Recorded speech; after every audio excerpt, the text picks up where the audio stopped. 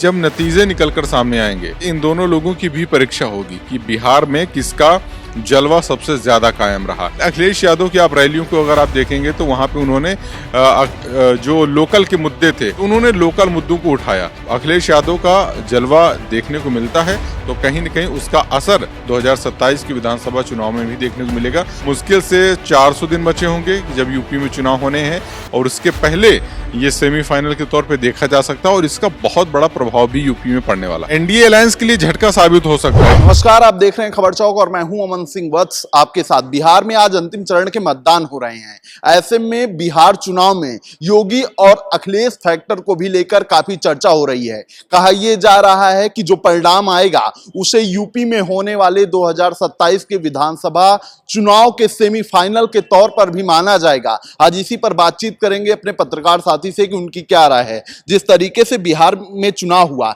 योगी और अखिलेश फैक्टर के तौर पर देखा जा रहा है कि जो होगा उसे सेमीफाइनल माना जाएगा यूपी में होने वाले विधानसभा चुनाव को लेकर। क्या मानते हैं आप?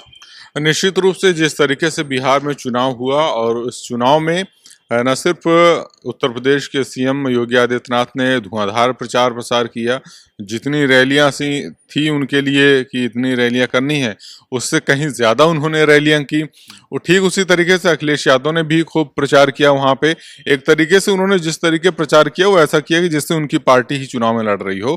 तो कमोबेश ये कहा जा सकता है कि जब नतीजे निकलकर सामने आएंगे तो एक तरीके से इन दोनों लोगों की भी परीक्षा होगी कि बिहार में किसका जलवा सबसे ज्यादा कायम रहा। क्या योगी आदित्यनाथ ने जिस तरीके से, आप देखिए योगी आदित्यनाथ जितने भी स्पीच दी वहां पे उन सब में जो मेन मुद्दा था वो राम मंदिर का था।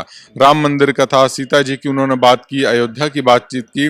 बिहार के बेसिक मुद्दे हैं उन पे ज्यादा फोकस नहीं किया उन्होंने, उन पे ज्यादा बात नहीं की क्योंकि बीजेपी कहीं न कहीं कोर हिंदुत्व की राजनीति करती है तो वो उसी पे अडिग रहे। उन्होंने बिहार के बेसिक मुद्दों पे चर्चा नहीं किया। लेकिन अखिलेश यादव की आप रैलियों को अगर आप देखेंगे तो वहां पे उन्होंने जो लोकल के मुद्दे थे, चाहे वो पलायन का मुद्दा हो, चाहे बेरोजगारी का मुद्दा हो, चाहे शिक्षा व्यवस्था की बातचीत हो, चाहे स्वास्थ्य को लेकर जिस तरीके से वहां पे भ्रष्टाचार है उस तरीके हो, तो उन्होंने लोकल मुद्दों को उठाया। तो अगर यहाँ पे अखिलेश यादव का जलवा देखने को मिलता है तो कहीं न कहीं उसका असर 2027 के विधानसभा चुनाव में भी देखने को मिलेगा। तो ये कहना कि ये सेमीफाइनल एक तरीके से था, मैं समझता हूं कि बिल्कुल सेमीफाइनल था क्योंकि अब मुश्किल से 400 दिन बचे होंगे जब यूपी में चुनाव होने हैं और उसके पहले ये सेमीफाइनल के तौर पर देखा जा सकता है और इसका बहुत बड़ा प्रभाव भी यूपी में पड़ने वाला है। और सेमीफाइनल के तौर पर देखना भी सही है क्योंकि दोनों नेताओं ने अपनी पूरी ताकत बिहार में लगा दी है। क्या लगता है जो वहां का परिणाम आएगा उसका बिहार के चुनाव पर भी प्रभाव पड़ेगा? बिहार के चुनाव पे अगर नतीजे परिवर्तन वाले होते हैं तो निश्चित रूप से बिहार में एक नया परिवर्तन होगा। तो वहाँ की जो बुनियादी समस्याएं हैं उसको खत्म करने की जिम्मेदारी होगी तेजस्वी के ऊपर अगर सर वो सरकार बनाते हैं तो। और इसके साथ साथ एक ये भी जिम्मेदारी होगी कि ये 5 साल अगर वो अच्छा काम करते हैं तो उनके लिए हो सकता है कि अगले 15 साल रिजर्व हो जाएं। क्योंकि सवाल ये है कि जो वहां के परिणाम आएंगे इस चुनाव के बाद 14 तारीख को, क्या लगता है उस परिणाम का यूपी की सियासत में, यूपी के चुनाव में प्रभाव पड़ेगा? यूपी के चुनाव में मुझे नहीं लगता कि बिहार के चुनावी नतीजों का बहुत ज्यादा प्रभाव पड़ेगा, लेकिन उसका कहीं न कहीं एक मानसिक तौर पे इम्पैक्ट तो जरूर पड़ेगा। क्योंकि अगर वहां पे सरकार बदलती है तो कहीं न कहीं ये माना जाएगा कि उसमें योगदान तो अखिलेश यादव का भी उतना रहा है।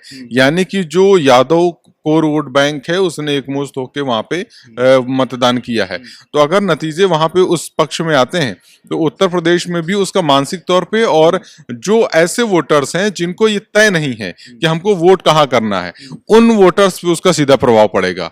और जाहिर सी बात है अगर वो वोटर प्रभावित होते हैं तो उसका कहीं ना कहीं जो असर है वो समाजवादी पार्टी के पक्ष में जाएगा। तो हम लोगों से बातचीत करते हैं तो वो कहते हैं कि यूपी और बिहार से दिल्ली का रास्ता जाता है।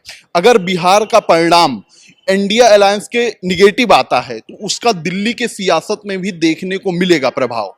नहीं, दिल्ली की सियासत को मैं उतना नहीं समझ पा रहा हूं कि प्रभाव पड़ सकता है क्योंकि देखिए जब आप राज्य में चुनाव लड़ते हैं, जब विधानसभा चुनाव लड़ते हैं तो वहां के मुद्दे दूसरे होते हैं, और जब केंद्र की आप बात करते हैं तो वहां के मुद्दे दूसरे होते हैं। लेकिन इंडिया अलायंस के लिए एक झटका तो होगा ही ना, इन एनडीए अलायंस के लिए। हाँ, एनडीए अलायंस के लिए झटका साबित हो सकता है, क्योंकि भाई आपके जो आपने बहुमत के साथ सरकार आपकी है नहीं, आप अलायंस से सरकार चला रहे हैं, तो कहीं ना कहीं उसका प्रभाव पड़ेगा। क्योंकि अगर वहां पे बिहार में नीतीश कुमार की सरकार को कोई फायदा नहीं पहुंचता है और वहां पे सरकार जाती है, तो कहीं ना कहीं उनका केंद्र में साथ होने का कोई मतलब रह नहीं जाता है। आज केंद्र में साथ वो इसीलिए है क्योंकि बिहार में भी उनको जरूरत है।